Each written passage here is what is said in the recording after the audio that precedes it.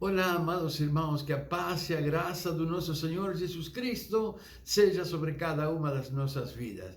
Eu vou roubar as palavras de um querido e amado pastor que eu escuto muito, chamado Edson Bruno, e ele, cada vez que inicia suas reflexões, ele fala: Deus está aqui, Deus está ali com você.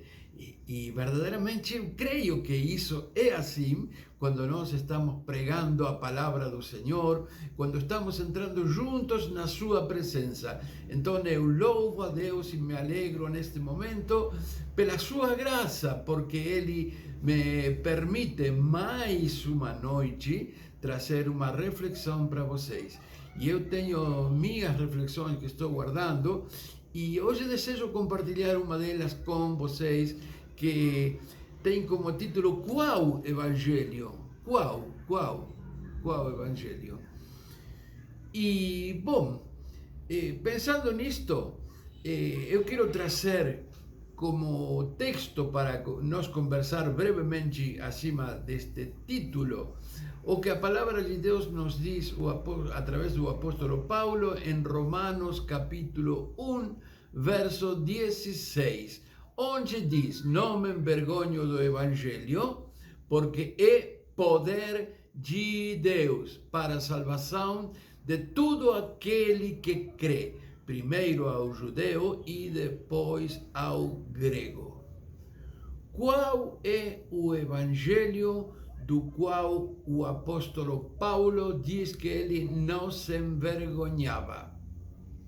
Bom, eu estava pensando nisto e pensava o seguinte: que triste que seria para qualquer um de nós que estemos toda a vida acreditando numa determinada coisa, em uma crença, em uma doutrina, e chegarmos ao final dos nossos dias e perceber que tudo aquilo sobre o qual nós tínhamos construído o nosso edifício vem embaixo, porque não era verdade. Por isso que o Senhor diz: conhecereis a verdade e a verdade vos libertará. Existe a verdade e existe a mentira. Estamos no tempo do fake news. Então, portanto, precisamos desesperadamente a presença do Espírito Santo sobre nossas vidas para abrir os nossos olhos e enxergar qual é o Evangelho que o apóstolo Paulo pregava. Hoje temos... eu sempre falo o seguinte, irmão, que para mim seria muito difícil convertir-me ao Senhor hoje, neste tempo. Para mim, que gosto de investigar, que gosto de ir ao fundo. Por quê? Não precisamos aprofundar muito para perceber as grandes diferenças existentes entre as pregações atuais. Sabemos que a palavra evangelho significa boas notícias. Porém, cada pregador, cada denominação, cada igreja tem uma boa notícia, mas em divergência com o resto. Sendo mais claros, qual é o evangelho que eu tenho que acreditar? O evangelho da Igreja Universal do Reino de Deus? O evangelho do apóstolo Valdomiro Santiago? O evangelho das Assembleias de Deus? O evangelho dos Adventistas do Sétimo Dia? O evangelho da Igreja Batista? O evangelho da Igreja Presbiteriana? Qual é? O evangelho dos antigos puritanos? O evangelho que teve sua origem na rua Azusa? Qual é o evangelho que Paulo diz que ele não se envergonhava? Bom, Luís, você pode falar: eu vim aqui a escutar isto porque eu queria orar, porque tenho uma necessidade. Mas vamos lá. Estamos perante o médico dos médicos, e o bom médico não é aquele que vai te dar uma aspirina, uma droga que dura algumas horas para você sentir-se feliz, como muitas pessoas se sentem felizes 2 ou 3 horas o domingo, e depois na segunda-feira e na semana inteira voltam a um calvário de sofrimento. Mas se alegram somente com aquilo, com aquela aspirina que os alegra durante umas horas. Mas o bom médico é aquele que vai à raiz do problema e tenta detectar qual é o problema que está acontecendo. E o médico dos médicos, Nosso Senhor, quer trabalhar nas profundidades do nosso íntimo. Então, precisamos prestar muita atenção para isto. O evangelho que o apóstolo Paulo pregava mostrava às pessoas o quê? O pecado existente no coração. Hoje a questão mudou. Hoje se traz à tona uma doutrina, uma das tantas, dos pais da igreja de Orígenes, que é o universalismo. Não esquenta a cabeça, no fim todo mundo será salvo. Luiz, você é muito negativo. Pô, já está chegando o Natal, sua alegria, a gente vai de férias, estou pensando agora que lugar vou passar minhas férias, está tudo bem, está tudo beleza. Luiz, você é muito negativo, muda essa mensagem. Mas eu tenho que pregar aquilo que o Senhor me manda a pregar, a falar aquilo que eu tenho que pregar. E já até estou sendo bloqueado por pastores que acham que esta mensagem está sendo muito agressiva e está incomodando muito. Mas eu tenho que pregar isto. Apesar de que muitos me falam, Luiz, se você continua nessa linha, você vai ir a pedir esmola embaixo de uma ponte. Por quê? Porque eu estou pregando o evangelho que o Senhor me manda pregar e eu não estou sendo sustentado por nenhuma denominação, nenhuma igreja, a não ser somente uma, que colabora com este ministério, né? Eu já tenho falado isso. Mas eu continuo sendo fiel, eu não vou vender a minha alma por aquilo que eu acredito, né?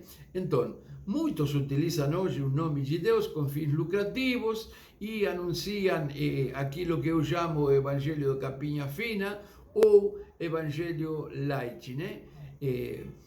E perante a dor existente no ser humano, eles, como eu falei, administram somente calmantes como se fosse uma droga. Então, vamos lá, tanto João Batista como Nosso Senhor Jesus iniciaram seus ministérios com uma palavra. Bênção, venham a receber a bênção, venham a receber a sua bênção, vamos a encostar a Deus na parede para procurar os nossos direitos.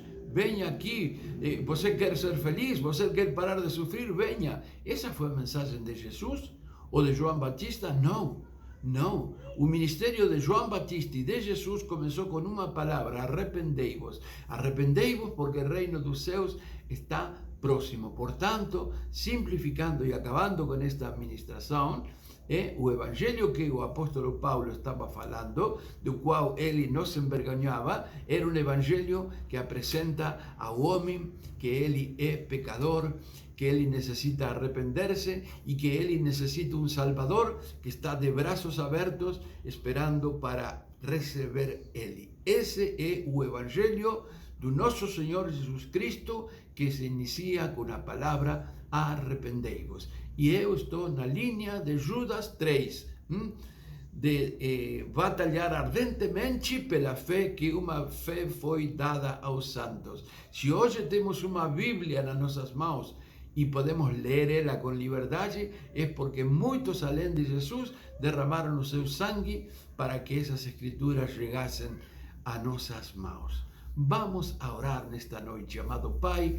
Em nome de Jesus Cristo, somos gratos na Tua presença, porque hoje aqui no Brasil nós temos a liberdade de pegar uma Bíblia, ainda de ler, ainda de pregar em qualquer esquina, em qualquer lugar, e temos essa liberdade. Eu não sei, Senhor, perante o cenário atual, durante quanto tempo teremos essa liberdade, mas, Senhor, eu vejo pela história da igreja, Senhor, que os irmãos em Jerusalém estavam cômodos com seu evangelho e teve que chegar uma perseguição para que o evangelho fosse espalhado a distintos lugares, a Jerusalém, a Judeia, a Samaria e até os últimos confins da terra.